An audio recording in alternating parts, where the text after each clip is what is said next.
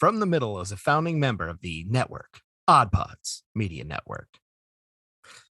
Hello, everyone, and thank you for tuning in to episode 123 of From the Middle. We are three middle-class guys living in the middle of America and the middle chapters of our lives with a point of view that's somewhere in the middle. And if that tells you absolutely nothing about who we are, we're a comedy, culture, entertainment, and interview style podcast that's super relaxed, where you can just join the fun and have a good time.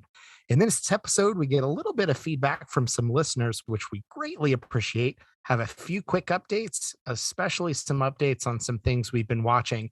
And then in the whole back half, we talk about our good friend, Daniel Craig, and his last outing as 007 James Bond. Here it is. Kick the intro music. Your eyebrows sit differently when you do that. Please leave that in. Please leave that in. Leave that. Please leave that in. Right. Sit differently. There's something about that voice. When that voice comes out, the eyebrows do something fun. I like it. Oh, for the love. Sorry, just clearing my Mountain Dew hole. I got my phone hole cleaned today. That's where you keep it? You're so cerebral and you're so developed and evolved.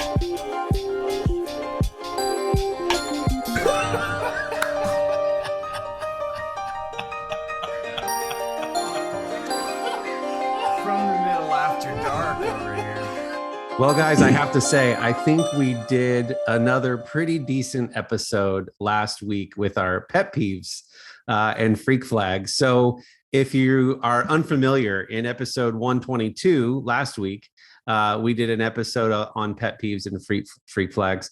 It was the third in the pet peeves series and the second in the freak flags series. So go back, listen to 15, 16, and 19, and then listen to 122. I wanted to share a cool email we got from a listener in Germany. And thank you, Chance, for the message. He said, "Hey, Kory, first of all, I don't know what it is about hearing other people's pet peeves that's so gratifying, but that last podcast had me on the floor. Hilarious. I would say my biggest pet peeve is cigarette smokers who smoke too close to the entrance of buildings. That's a really big problem here in Germany. I have a list as tall as me with pet peeves just from living in Germany. Here's another. Putting the American flag on products to advertise they're American, but it tastes nothing like the American version. The biggest one being popcorn.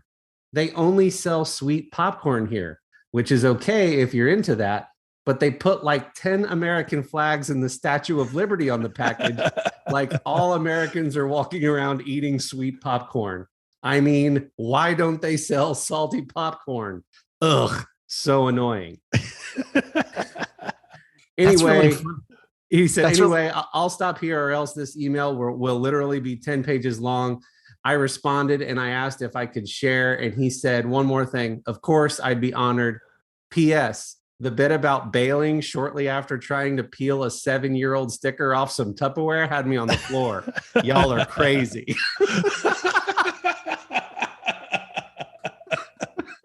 Thanks for the email, Chance. That's fun. The whole American flag on the foods, but them not tasting the thing makes me wonder if like everyone in Mexico is just glaring at America, because we slap Mexican flags on every wannabe Mexican restaurant across the entirety of the Midwest. And they just got to be looking at us going, that's nothing like Mexican food. Yeah. I mean, that's something that like, I feel like most people in America have been culturally aware of that we Americanize everything that comes in. And so I think we have a basic understanding that, you know, I don't think there's anybody who's tricked into thinking that when they go to Taco Bell, they're eating something authentically Mexican. But it has never occurred to me about American products that have been Germanized or name the country and add "ized" about American products. I bet you that that's a thing worldwide. And using that as a selling point. Trust us, it's American. Yeah, and then like people like us would go over there and be like, "No, it's not. No, it isn't." Yeah, I follow a few forums, and especially like the English speaking parts of Europe, and they'll talk about like the American section at their grocery store, and it's like everything is like grape, peanut butter, and has tons of sugar. Like that's the whole. It's either like a pizza flavored something that shouldn't be pizza, or it's got peanut butter in it. That's pretty much all their options. That's really funny. And I'm really interested to hear what other products are super hard to get in other countries. So for our international listeners, comment on Instagram or YouTube below any, or it doesn't even have to be that, any funny things about Americanized foods in your region or things that are hard to get. If you are an American living in another area, that'd be cool. Yeah. Are you under the impression that we put hot dogs on our pizza? I mean, I would try it though, is what. Because if you are, then yeah, exactly. Americans would certainly try that. I just thought of this. Has anybody ever tried like the whole crust is like one big corn dog? Oh, that sounds. Oh, nice. I think I think Pizza Hut might have done something similar to that. We'll have to look into that. See, my brain just went to mac and cheese pizza with cut up hot dogs on it, which sounded really good. Actually, as I thought of it, that sounds delicious. Hey boys, I'm making you guys a special kind of mac and cheese today. I cut up some hot dogs and put it in there for you. Fancy mac, you made fancy mac. I wanted to read another message that I got on my Hubble Arts Instagram. So I got a DM from an illustrator named Mark Harmon, and Mark_Harmon_illustration. Check him out. His stuff is great. He said, "Hi, Kory. I just recently discovered you through your podcast From the Middle. I was on a Kellen Erskine kick and listened to his interview on your podcast. On that episode, you mentioned you were a freelance illustrator. So I started from the beginning and have been listening to you guys. Just got done with episodes 9 and 10, where you talk about the creative process, and it was awesome to listen to. It sounded like we have a few similarities in our career and interests. Anyway, just wanted to drop you a hello, fellow illustrator, and thanks for the podcast. It makes the grind of drawing at the desk go by better." Thanks a ton, Mark. That's really cool. Yeah. I followed him on Instagram now. And I thought I'd share that with you guys. Pretty cool. That hits me in the feels. So good. I have a little bit of feedback too, if I can share from different places. Yes, please. So if you didn't know, if you don't follow our Facebook page, there's the community group From the Middle for the Middlers. That's kind of a fun, extra jokes and things, but we have kind of our official page, and Facebook has a feature where they'll automatically create a post with our whole episode. So you can just listen to it directly into on Facebook if you're into that kind of thing. Our most recent episode, Pet Peeves Part 3 and Freak Flags Part 2, Sean commented, "I pretty much fit every one of the pet peeves you fellas mentioned in this episode. Also, I don't have any children, but I can empathize with your struggles because we have a couple of fur babies. I understand, man. Keep up the good work, gentlemen." So that was great. Then a little bit from the Twitterverse. So we have profiles all over the place. Twitter, we definitely have listeners that follow, but the podcast community is incredibly supportive on Twitter. A lot of people follow and listen to each other. As these folks create content, they're also listeners themselves. And so a couple shows that are friendly towards ours, the first of which, the Jamcast Pod, which is Ireland's #1 podcast, said, "Almost done listening to your latest episode, Pet Peeves. So funny." That was awesome. And then because of that episode, they said they went back and started at episode 1, but they need to hear episode 0. Their feedback is, you gotta release that. And if you weren't around for episode 1, and we probably joked about it a couple times, we had sort of a pilot episode of testing sort of the chemistry of the three of us. I had never met Kendall till we sat down to record episode 0, I believe. And we had a ton of fun, but we decided that would not ever be a released episode. Maybe we can pull some snippets from it, but it would never be a released episode. So I replied to them, Jamcast, thank you for the feedback. Episode 0 is now considered, quote, the lost tapes and shall never be released, along with a couple episodes we recorded with new ideas that flopped and weren't released. That is for sure. Cool feedback from them. And then another awesome podcast out of Texas, Grab 'em in the Brisket, said, let's get these appliance ones out of the way. Laughing, crying emoji, laughing, crying emoji, laughing, crying emoji. Great episode. They laughed out loud a couple times on that one. So thank you. That's also, if you're into barbecue, definitely go follow those guys on Instagram, because they post tons of like videos and photos of stuff they're cooking. And if you're into that kind of thing, it's awesome. One last little bit of feedback. We're also on LinkedIn. Don't know who knows that. We do have a page on there. We generally only post the more professional episodes for obvious reasons. That's the kind of platform that it is. But I had actually asked on LinkedIn who were the best guest episodes on podcasts that anyone had ever listened to, not trying to plug any of our own, just asking, outside of the celebrity podcasts, what are some of the best guest interviews, thinking maybe I'll reach out to some of these folks and see if they'd like to come on.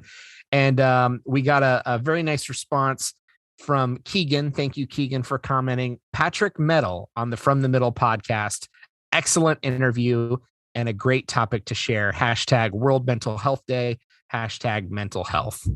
And Patrick was great. We had he's a mental health expert for sure. And he came on. We had a really great episode back in May, right? May is Mental Health Awareness Month. Yeah, I think that's right. May or March. I think it's May. And that was awesome. So Keegan, thank you for the plug there, man. That was great. I have an appointment with Patrick in the morning. All right.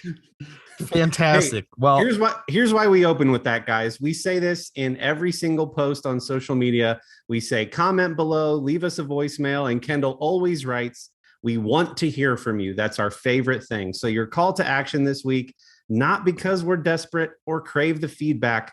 We genuinely love interacting with you, hearing from you, even your silly comments on your own pet peeves or social faux pas. All of that is wonderful.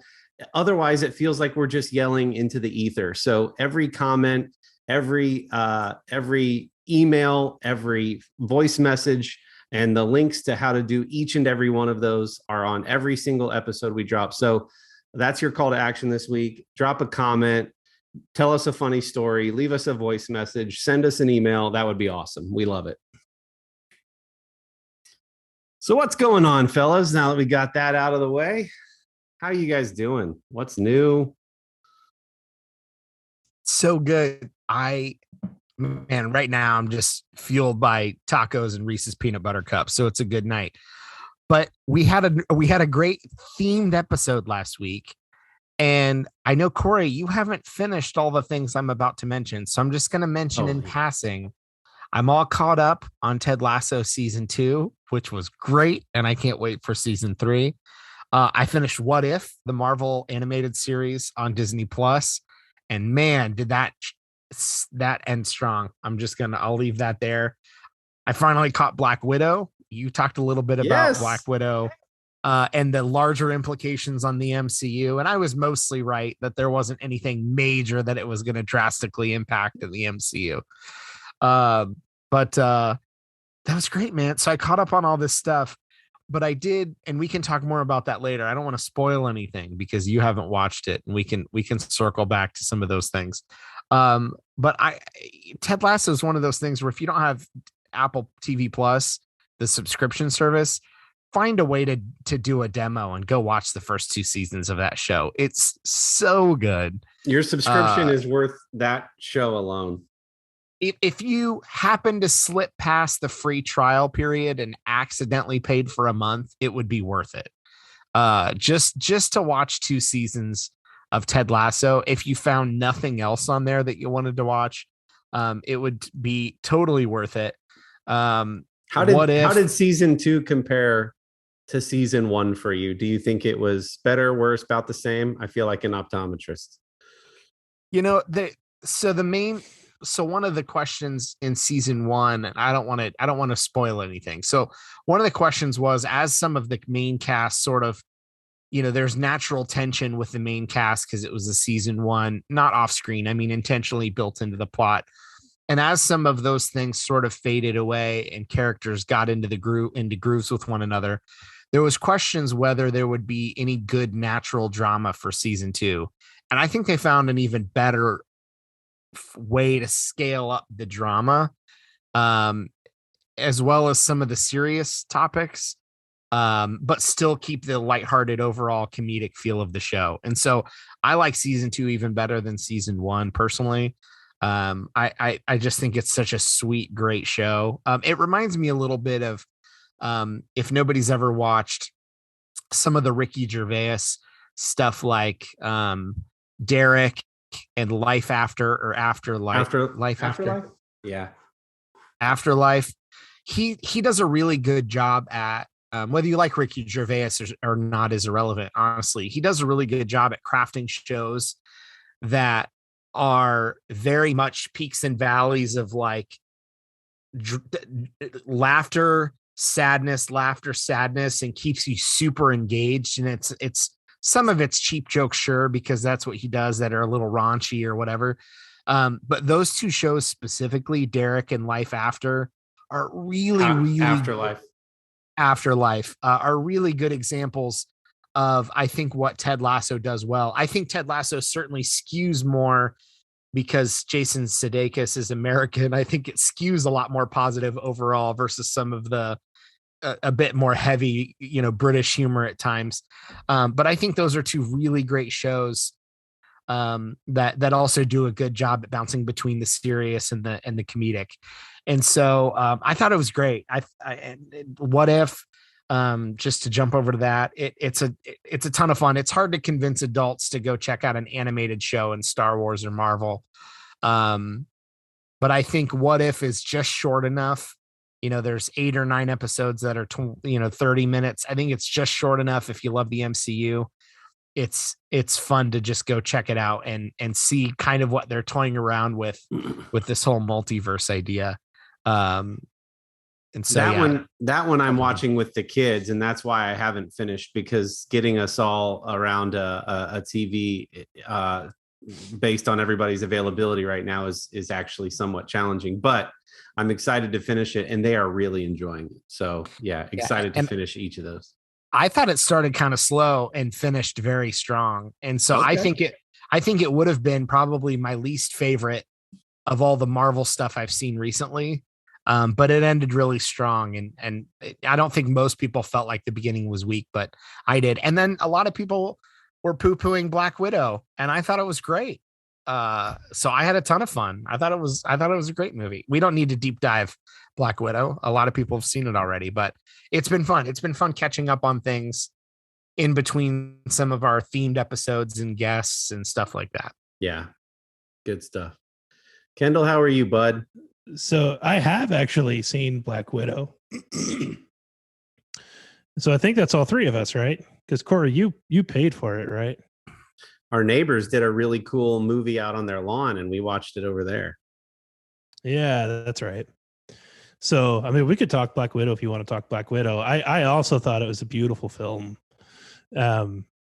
with what I think is probably the absolute coolest action fighting sequence I've seen in any of the Avengers films. Maybe with a couple of exceptions, but at the end, are we talking the one at the end? The one at the end, yeah. But go ahead. It's funny how, and I'm going to get to this on the back end. It's funny how Bond, like, the initial premises, kids, sort of rough kids being taken, with potential and the government training and then the whatever. It's amazing how Bond-esque the setup to this movie is. Obviously minus the superheroes in the Bond universe. And then I distinctly remember thinking in some of the final action sequences that you're talking about, thinking how Bond-like it felt. Especially the skydiving elements and some of that stuff. I was like, this is the kind of unique take that they would want. You know, the Bond movie, they want something on snowmobiles in the Arctic, or they want an underwater thing, or they want all these exotic sort of like locations for these things. And I just was watching it, really enjoying it, and not sure why, you know, not everyone poo-pooed it, but a lot of people did. And so, yeah, I'm tracking with you, man. The fight sequences are great. Yeah, it is. I mean, it was a good film. I thought it was a good story, decent story. I mean, we're not worried about spoiling it at this point, right? No. People with a subscription have had a week to watch it by now. The only thing that kind of disappointed me was at the end, the post credits scene. Just felt like it opened this door to an entire series that's going to constantly have me annoyed, because in sitcoms and other dramas, there's so often this moment where I'm just yelling at the TV, just tell them the truth and all of this would be fine. Just tell them. And I'm so worried that I'm going to be throughout all of Hawkeye potentially. I don't know what timeline Hawkeye is going to be following, if this is going to be the plot of Hawkeye, but I guess I didn't give any spoilers there because I didn't say what the thing is. And so people who haven't seen it are annoyed now because I didn't tell them what the thing is. There's so many moments like that when, let's just call it the misunderstanding moment in a TV show or a film, where I say that, and the only thing that gives me comfort is to know that actual actor knows the truth. And so I have to remind myself in that moment, it's like, it's okay. The actor knows the whole story. Even though the character doesn't, that's the only thing that'll bring me solace. Yeah. It's like, no, the Hawkeye did not kill her. You don't need, it's not exactly what happened. Let's just sit down and talk this out. And then we don't have to do a whole film on it. Yeah. Yeah. Well, it's funny because I watched it with Brie and she's like, did Hawkeye? I'm like, well, technically he is, in a way, if he had been able to do the thing before she could do the thing, I mean, kind of. I'm like, but no, neither of, if Black Widow were still alive, neither of them would be pointing fingers at one another, not in that sense. And so I can't wait. I mean, that just is like such a sweet tie-in to whatever Hawkeye I presumably is going to be, the series. And the trailer for that, by the way, feels like Jingle All the Way meets Die Hard meets MCU. If you haven't watched the trailer for Hawkeye yet, it's great. It's like got happy Christmas music in the background, and you're just like, this is gonna be awesome. That's funny. Oy, but that happened. So Black Widow's a good film. I also, my throat's a little froggy, and it has been. I'm on the tail end of being sick. My whole family has been sick, which has meant all kinds of weird and not fun annoyances along the way. It's been so much work that it's disappointing almost that it's not COVID. Like, if it were COVID, it would have been like, yeah, I mean, it was a big deal. We had to deal with it. Now we have to say, like, yeah, I mean, we've gotten, our family in the past week and a half has accounted for 5 COVID tests. Wow. 5 of them. And it's not a fun thing to go through. It's not a fun thing to have your little kids go through. No. Because it's, for anybody who's had a COVID test done, it's not a comfortable experience. No. So we've had to do that because they're in school, and the school requires, anybody who gets sick has to get tested, period, before they come back. And so even though we've had this thing that's obviously been running through the family, we knew from test 1 that it wasn't COVID. But nobody can go back to school unless they get tested. Yeah. And everyone has had it. So that's been interesting. And we had an opportunity to become temporary for parents for the in-laws' dog as they flew away on vacation for a few days. So we got to do that. I was a little worried about having a dog back in the house, but I mean, we have kids, so we were prepared. That's a callback to last week. Yeah. That's funny. So sorry. It's okay. Well, sorry you guys were passing around sickness, but how did the pet sitting go?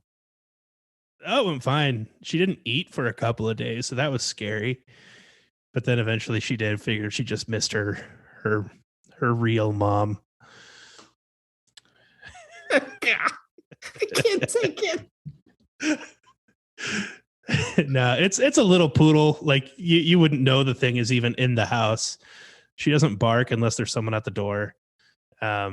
It's just a tinge of allergies. It's a quote unquote hypoallergenic dog, but there is no such thing as a hypoallergenic dog. It's just less dander going around because she doesn't shed anywhere.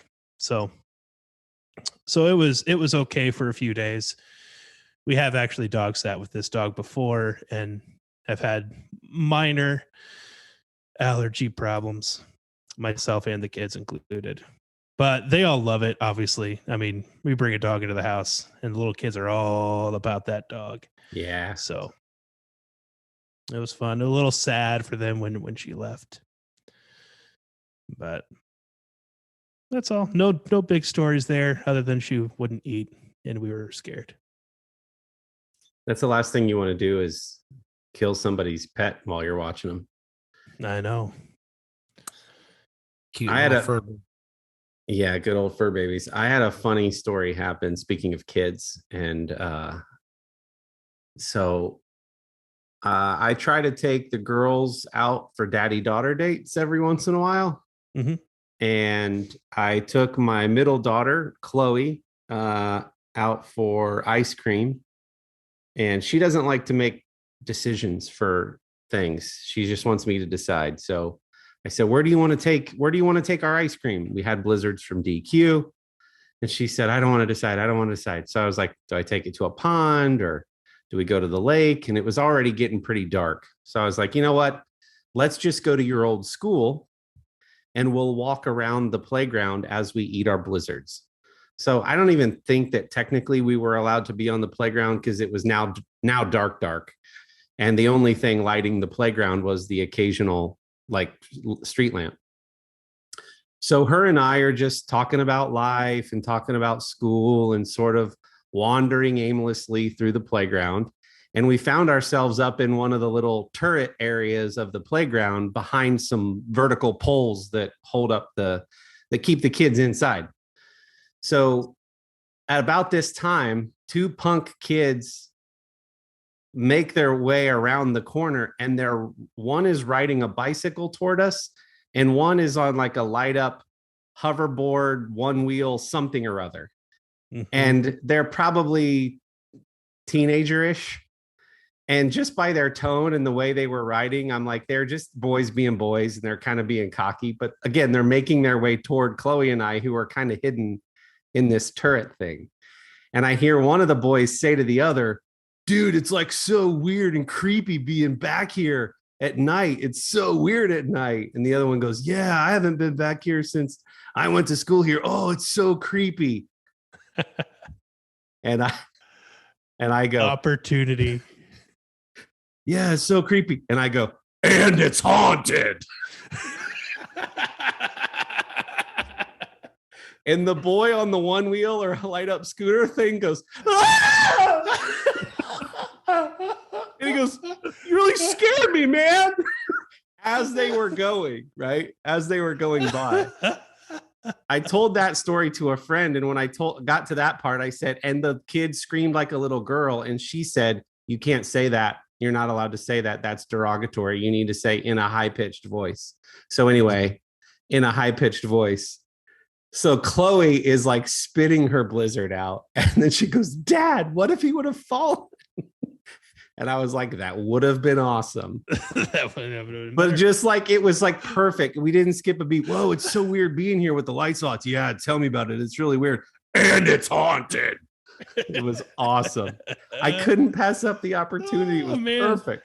That makes me want to hide out in the playground and try that for myself. I was like, oh, this couldn't be better. I just wish I could have gotten my phone out in time to capture the whole moment, but they just didn't break. He's like, you really scared us, man. As he rolled off. I thought you guys would appreciate that. I'm proud of you. Thanks, man. Yeah. Another what else kind is of going on, Kory? Another kind of random thing I wanted to tell you guys about. So it's pretty cool. I only support one or two artists or creators on Patreon. And one is a podcast hosted by a comedian. And I happened to, I think this was last weekend or the weekend before, catch an email that he was going to be doing a watch along. So what he does is for all of his Patreon supporters, you go on the Discord for the podcast and you can do like a watch along with him and all his other fans. And they just like comment and ask him questions. And I'm thinking, oh, there's going to be like hundreds of people on there. No joke, like probably the only people commenting, it was maybe like 10 or 12 of us. So just the exclusivity of you being able to chat live with one of your favorite comedians while you watch his podcast and laugh together and talk about it was a really fun experience. Yeah, dude. Yeah. So I'm going to try to catch those when I can. But I just think it's really cool the ways that, you know, the three of us are learning like about our content and how to engage, and keeping in mind it's a hobby for us and we're not, you know, trying to make a ton of money from it. But just as like a fan, it was really cool to have that quote rare air with a comic that you enjoy. And then I did some separate from this, I did some fan art for Jeremiah Watkins and Steve Lee and their podcast Scissor Bros, and they both saw it on Instagram and shared it to their story. And I was like, nice. That's so cool. So yeah, it's just been fun kind of hanging out with comics, you know, doing my thing. How's your boy doing with the ladies these days? Any motion on that story? Well, so for those of you who've been listening for a while, I enjoy Chris D'Elia, and there were some... No. That's not where I was going. I was going a much more innocent. Oh, Case kissing girls at school? Yeah. Golly. I thought you were picking up off of the Patreon story. Oy. I mean, nothing has been proven in court in either front. I was really thinking, Kendall, that's not the kind of podcast that we run, my guy. Like, he alluded to it. Let it die, dude. So it was actually, I actually felt a little bad. So we were trying to have a conversation with Case about, you know, you can't go around kissing girls on the playground, especially right now, because if that little girl goes home and says, this boy kissed my face at recess with a pandemic and y'all are wearing masks at school. And so then I think he thought he was in trouble when we were just trying to say like, hey, buddy, you can't really do that. So he got really sad and kind of self-aware about it. And we're like, no, like it's okay. Just next time. So apparently the teacher said, yeah, we can't be kissing people at school. So we talked to him about it and it was good, but he felt bad for a little bit. Yeah. The reason I ask is because I'm pretty sure that both of my 5-year-old twins are about to get married. One of them told us so. Wow. So Lydia came home. She came home from school one day and telling me and Amy that she knows who she's going to marry. Wow. Young love. And who's it? I know. I'm happy for her.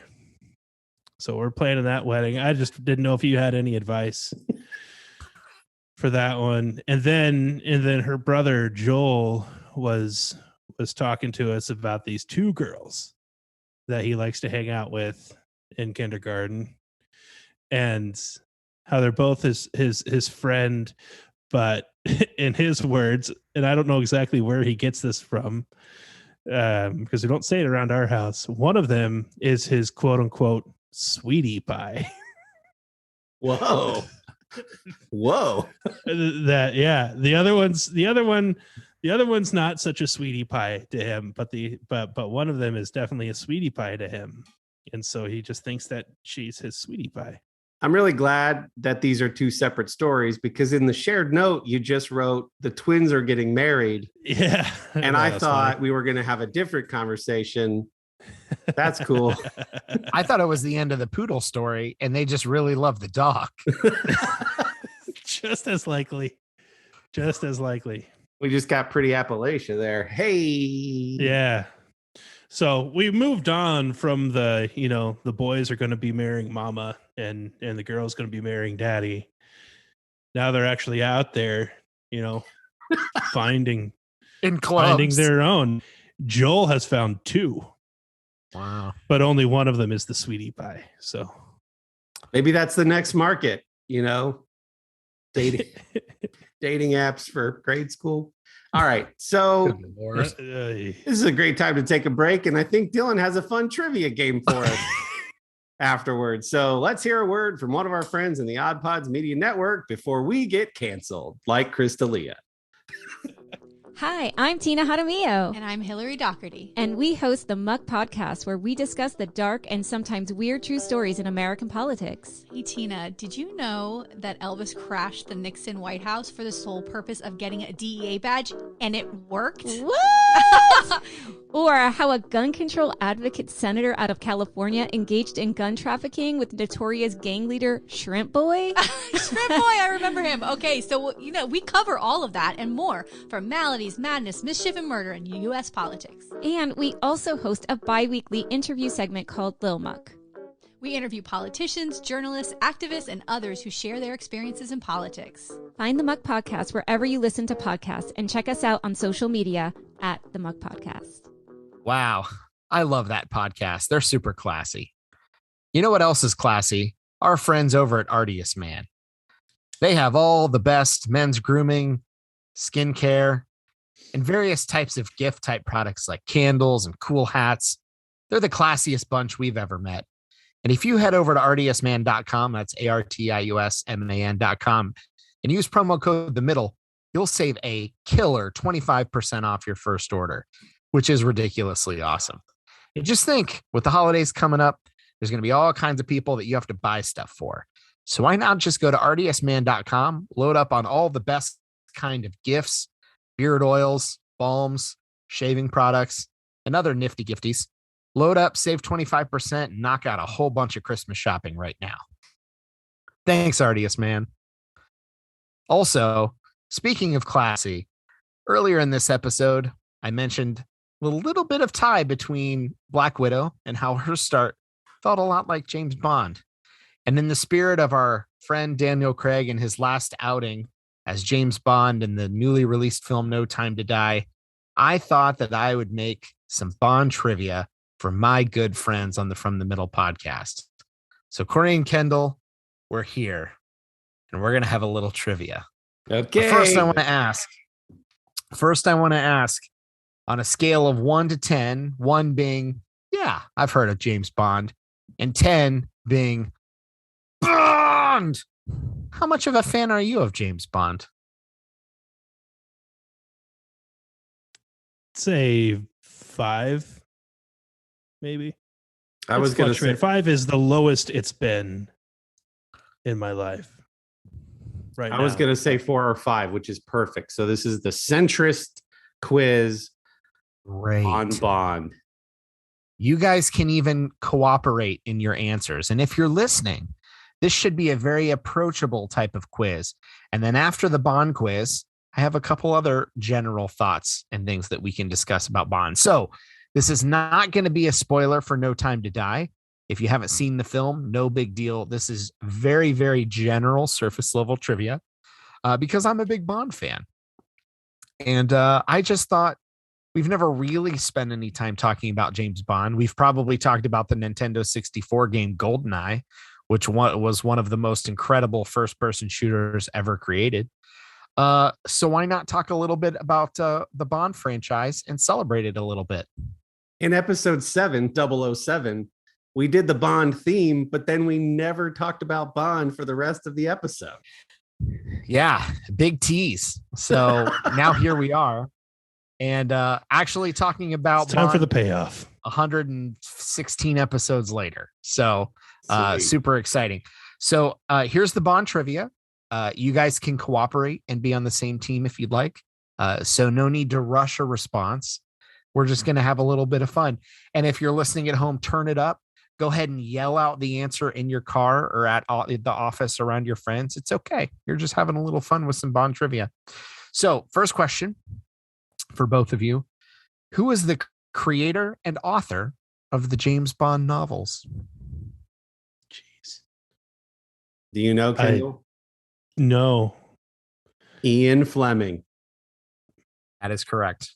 Good job. All right. Second question. I felt like you had to start with the creator as a question, right? Okay. Of course you do. Genesis. Maybe a little bit harder. What decade was the character of Bond created? 60s? I'll say 70s to be different. Because it is a competition for me. Kory was a little bit closer. It was the 50s. 50s. Okay. We're playing horseshoes or trivia. Sure. This is meant to be. He specifically said James Bond horseshoes. That's the game. Okay. We all know that I don't remember things about. It's all good. It's fine. Let's keep going. Yeah, this is good. So I even made this a greater than or less than question. So you didn't have to greater than. Less. You didn't have to know exactly. I have to finish the question first. Oh, sorry. Okay. How many Bond films are there? More or less than 20? I would say more. I think I was going to say it's right around there, so I'm torn. Yeah, let's go with Kendall's. More than 20. It is more. There's been 27 Bond films. Wowzers in my trousers. 2 of those are still Bond films, but unofficial Bond films, as they were made by a different production company than the one that made all the other Bond films. What are those? It gets into a whole. Technically, Sean Connery made one of those 2. Never Say Never Again. It was a whole thing with a certain rights to one story and the thing. But 27 Bond, and there was a television series. The very first book that Ian Fleming wrote was Casino Royale, and that wasn't the first movie made, but there was a TV series called Casino Royale, played by an American agent who was frequently referred to in the series as Jimmy. So a little bit of a fun fact for you there. In case you can technically answer with what I just asked. I thought this would be easy enough. Name one Bond film starring Sean Connery. Just one of them. Just one? Just one starring Sean Connery. Technically, I just said one. Octopussy? I believe so. Yeah, I didn't have a list of all of them in front of me, but I believe so. Let me search it real quick because I'm pretty sure that is one of them. And that's why I'm not a 10 on the scale. Yeah, what are you? Did you tell us? Yeah, I think I'm. Oh no, technically Octopussy is not one. Sorry. Thunderball. Let's check Thunderball. I don't remember even who was in all of them. Thunderball was one. Good job. There you go. I thought Kory would remember because we only had one VHS Bond movie, and it had Sean Connery, and it was Goldfinger. And so I thought you would possibly remember that we had Goldfinger, but yeah, I don't remember every actor per title of film. Yeah, for sure. That's like some people can tell you the artist that sang the intro to every single movie, and this artist actually was the only one who ever did 2 intros. That's like crazy level of Bond trivia. Yeah, wowzers in my trousers. Yeah, no kidding. That's my favorite now. Speaking of wowzers and trousers. That's what he said. That's what she said. He being yeah. Similar to the last question, but let's swap the actor. Name one Bond film starring Pierce Brosnan. I also said this one of those that you could have used already. You don't listen. Tomorrow Never Dies. Yeah, GoldenEye. There it is. Yes, Tomorrow Never Dies is one. I thought with Pierce Brosnan being a more recent actor that one would be. But yeah, I've seen more Sean Connery than I've seen of Pierce Brosnan is the thing. But but it was all a long time ago. So it's so funny too, because part of the whole discussion around James Bond is like, who's the best Bond? And everyone's always, it's like which Star Wars movie is best. Everyone's always going to say original trilogy, and everyone's always going to say Sean Connery. But I thought Pierce Brosnan was good in the sense, kind of like some people can be a better Bruce Wayne than they are Batman, right? So like you can play the billionaire, like socialite role better than you might play actually Batman. I think Pierce Brosnan played the smooth kind of schmoozer. He didn't do the action parts as well. Like Daniel Craig is far better at the action elements of Bond. But I like Pierce Brosnan. Okay. Third question, same type of question, but name one Bond film starring Daniel Craig. I couldn't even tell you the one that's out right now. Casino Royale. I was going to say Casino Royale. Yeah. Also said specifically dropping names of things to give you answers. This one might be this question would be a little more up your alley for both of you. Up your alley. Up your alleys. It's got to be your alley. Name the musician. I picked the easiest one I could of all of these. Name the musician that sang the song, quote, Skyfall for the intro to the Bond film of the same name. Do it. Say it. Adele. There it is. Adele. Skyfall being the third entry in the Daniel Craig set of films, which most people, Casino Royale and Skyfall seem to be most people's favorite of the 4 that have already been released. And so Skyfall, the song by Adele was pretty unique. Here's a very easy one, hopefully. What agency does Bond work for? M5? Close. M3? I mean, don't just change the numbers, but like M13. Kind of. I forget the name. If you change the 1 to a letter, and then MI5. Closer. MI3.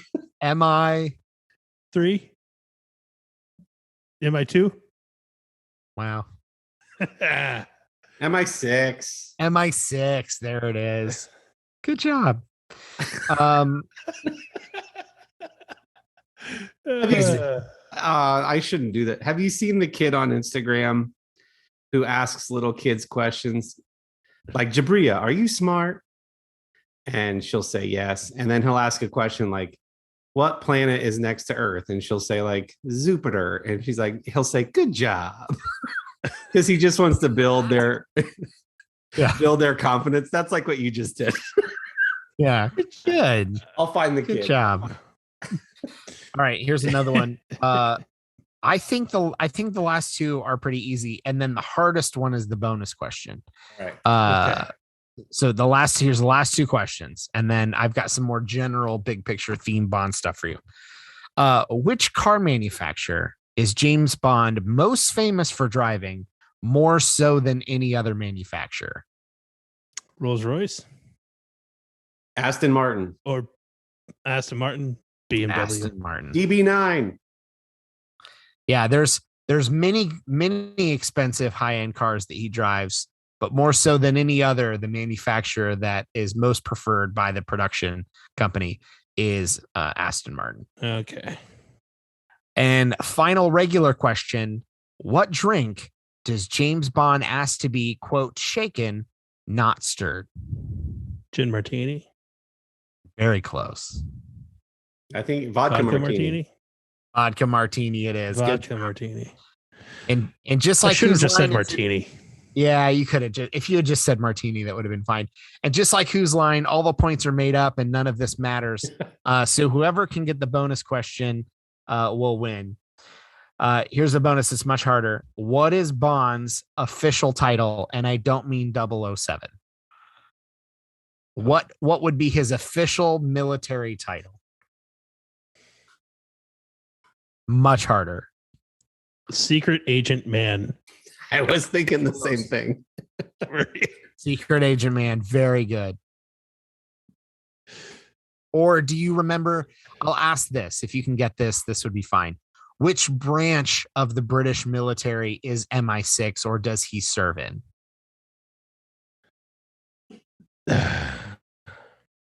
Either one. His title. Intelligence? Or he is in intelligence.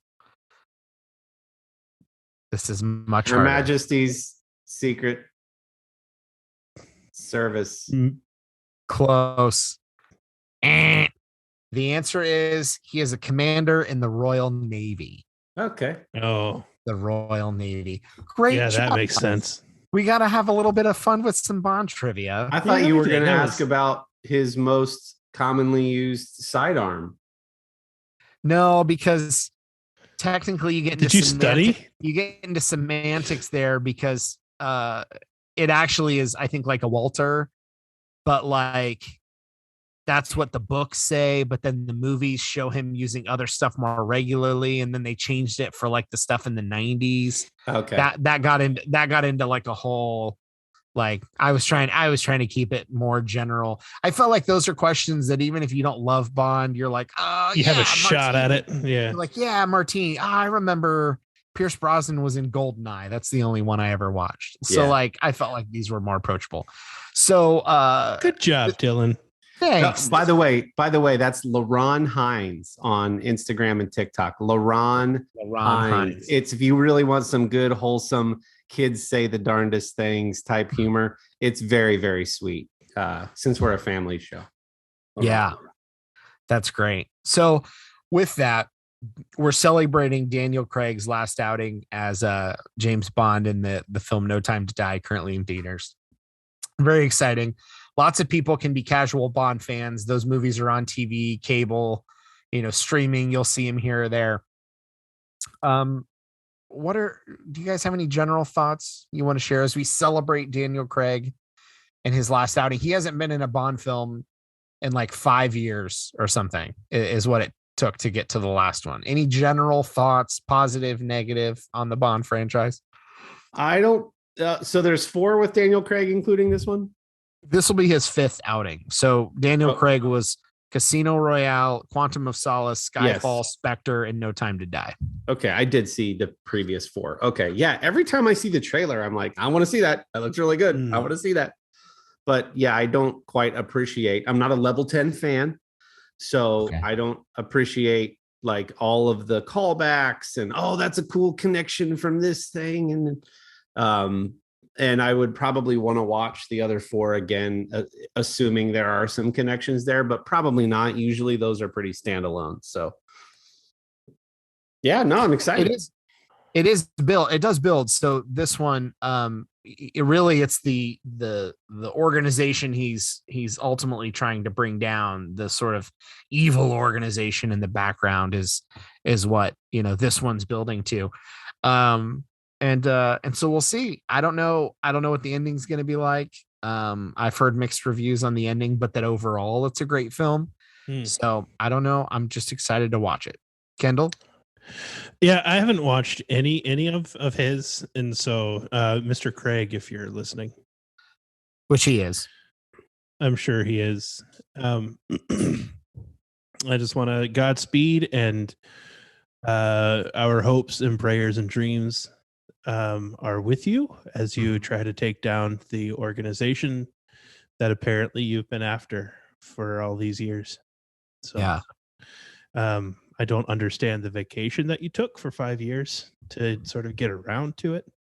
But I mean, I don't know. You probably have, my guess is James Bond has no less than 30 children. Least.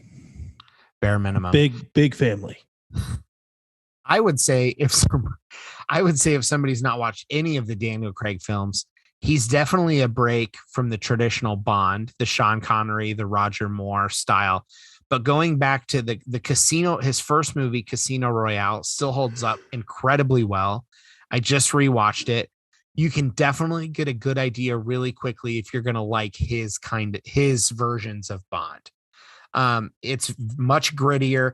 I would always joke that Pierce Brosnan, amidst all the action, by the end of any given movie, he'd have one scratch on his forehead and like one button on his shirt had broken, and like that was like Daniel Craig gets jacked up by anyone that he's fighting or anything that happens. It's a much grittier Bond experience than like Sean Connery and Roger Moore. So I think watching Casino Royale holds up super well. Check it out. I love all the super not subtle at all Sony references, because Sony Pictures, I'm sure, was the big thing when they were making that one. But a lot of fun. I still don't know why we don't have a Bond universe. Like in GoldenEye, we saw 006 was played by Sean Bean, and 007 were in a movie together, and why they've never like explored you can still do things in the Bond universe and, have MI6 and have, Judi Dench show up as M at the headquarters. And I thought you meant a theme park. No, not a theme park, cinematic universe. I don't know why they don't explore that. It always just feels like the obvious, like create one more agent and throw them out there in the field. And not everything has to be about Bond. Is there a commonly agreed least favorite Bond? Well, anybody Dalton? Anybody who I get the names mixed up, but there's several people that only played Bond like once or twice.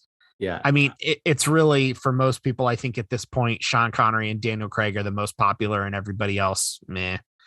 It doesn't mean Roger Moore doesn't have good movies, but overall, it's like you're like Sean Connery and Daniel Craig are super close, I think, for most fans at this point.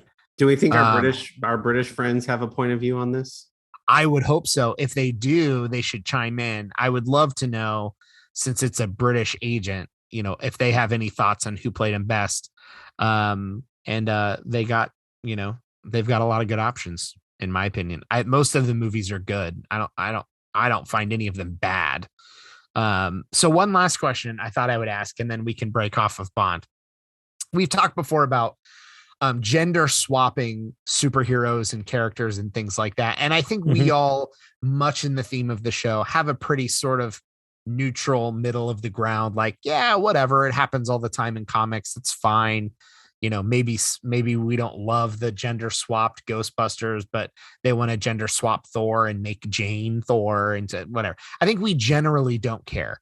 However, I wanted to share, somebody asked Daniel Craig about a female Bond, and I wanted to read his quote because I thought it was a really well, I like his answer.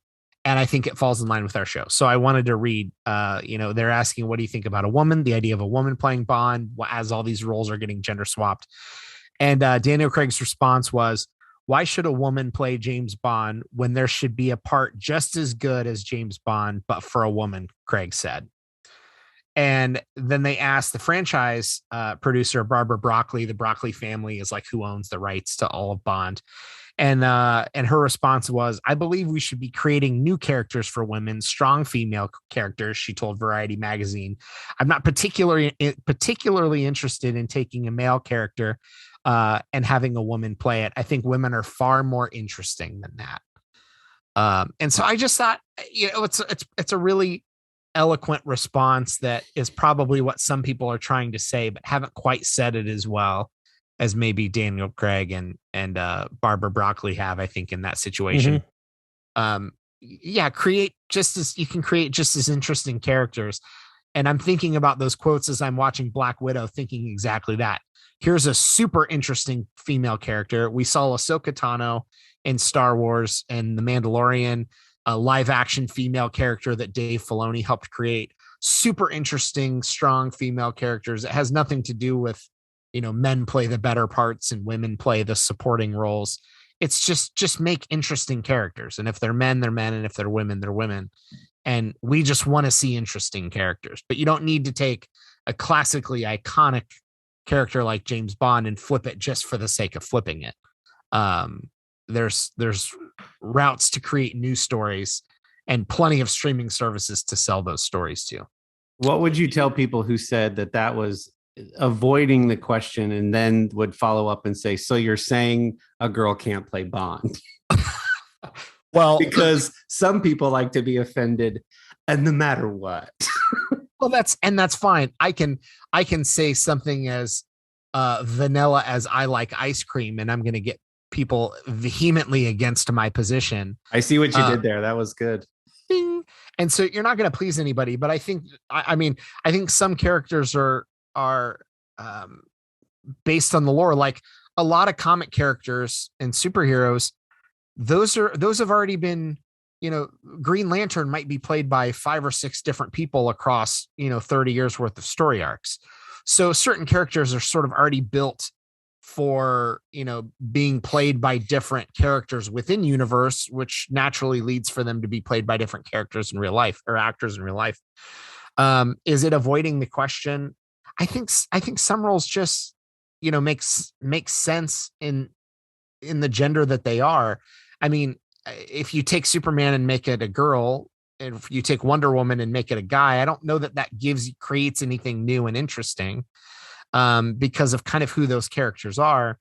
I don't know that it does anything interesting to make James Bond Jane Bond. Just make another 00 agent and give her a backstory. And I don't think anyone's going to have a problem getting on board watching. You can take the same premise and apply it to a new. Yeah, I agree. Character. And I like their answer. I think what I struggle with, because I care about studios that put a premium on story.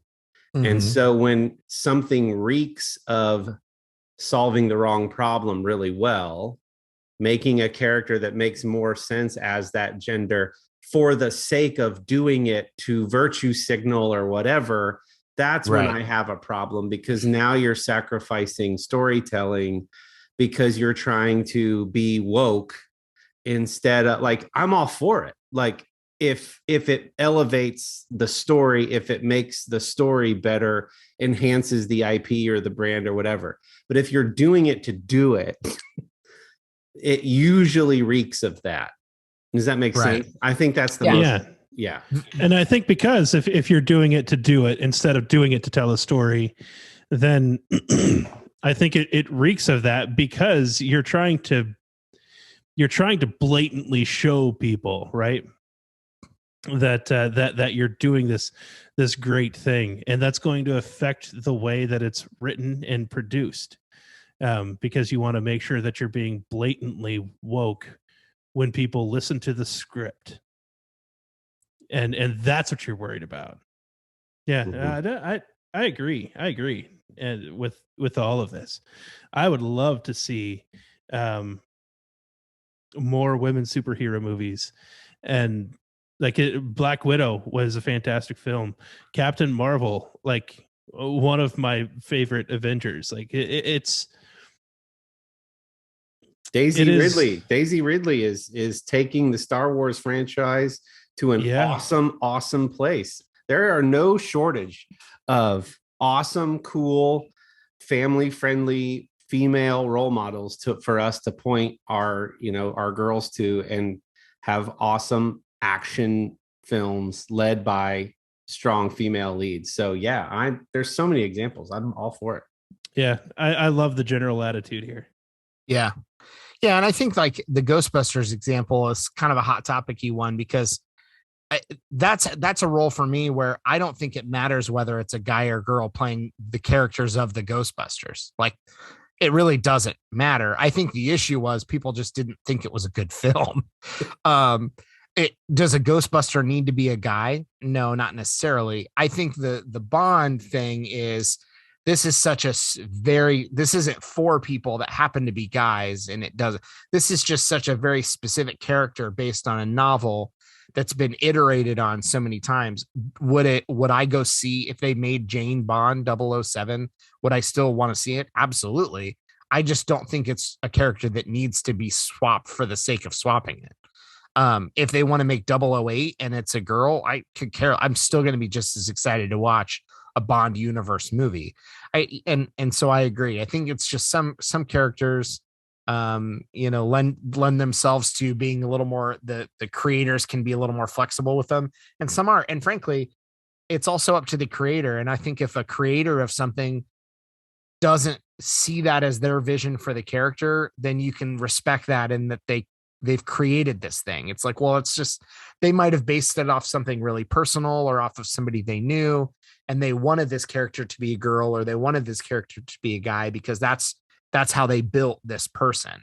Yeah. And so swapping it for the sake of swapping it feels like you might be taking something away from the creator that had very specific intentions. Some creators don't care at all. Like, I think Stan Lee would probably be one of the first people to go, yeah, swap them. Who cares? Have fun with it. That's what we did with the comics. We did all kinds of crazy stuff, and so make Riri Williams, Iron Heart, and she takes the armor from, builds something like Tony Stark and becomes kind of the new Iron Man. Who cares? And I think some creators care more because of how they built the character than others. Mm-hmm. Makes sense. I think we're in violent agreement, gentlemen. And we almost touched on something kind of borderline in close proximity to political. What? Yeah. Anyways, thank you for indulging me and my desire to discuss Bond. It was a lot of fun. I'm going to slowly watch back through the Daniel Craig Bond films and eventually watch No Time to Die. But I'm glad we could do a little trivia and discuss Bond a little bit. Yeah, thanks for prepping it, man. That was really fun. And he meant literally slowly watch them. He's putting them on half speed, and he's going to watch them that way. I'm excited to go. I'm about a third of the way through Squid Game on Netflix, so I'm going to go back and watch some of that. It's deep. I also heard that Veep is really, really funny, and so I want to watch that. That's on my list. There's stuff that I want to watch. We'll see if I get around to any of it. Sounds like we got stuff to go watch. Anything else, gents? That's it. All right. You heard it at the top. We really want to hear from you. Comment below, comment on social media, send us an email, send us a voice message, give us your thoughts on any and all of this, or let us know about topics you would like to hear about in the future, while Dillon tries to hum the James Bond theme song under me talking, which is very hard to do in Zoom. We'll see you guys next week on From the Middle. Bye. Yeah. Keep the recording going.